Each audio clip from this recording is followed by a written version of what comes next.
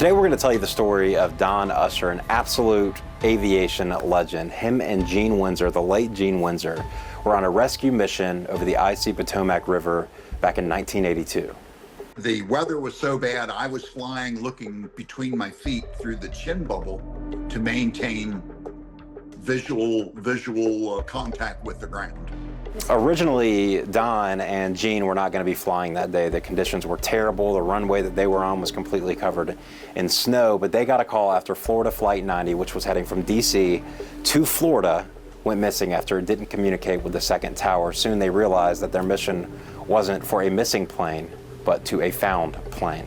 So we immediately shot an approach in. I told the tower that it was in the aircraft they were looking for was in the Potomac River. But I spent a good 45 minutes on Zoom with Don today. I wish I could air the entire thing. I was digesting so much to learn. But in the time that we had together and the time that we had to air this story, we talked about how a crash like that even happens. It takes little events to have a crash, and it took little events to have a rescue.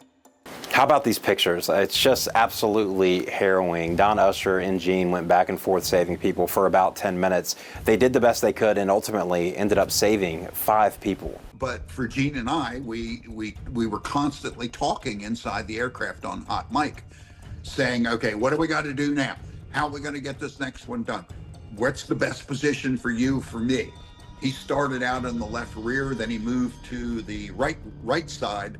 I think you get the idea as of now, but I want to show you just how close this helicopter was to the water. This is the story of the rescue of Patricia Felch. First, we drop a buoy to her and she shakes her head. She can't do it. So we line the aircraft, and I fly by her head looking down at her. Gene gets out on the skid. Now, he's not hooked into the aircraft. He's just leaning against the back of the aircraft with his back, standing on the skid. And he reaches down, grabs her by the back of the collar of her clothes, lifts her up, sets her on his feet, and her foot goes across his toe, and he holds her. And he says, I gotta go.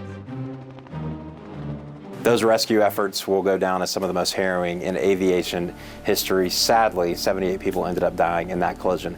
Now, Don and I also got to talk about his experience flying in DC, specifically at the Reagan International Airport. He talked to me at length about maybe what could have happened with the helicopter that collided with the plane back in January. If you want to read more about that and his information, click on this QR code. It'll take you to this story on news4jax.com. John Pkg, Channel 4, the local station.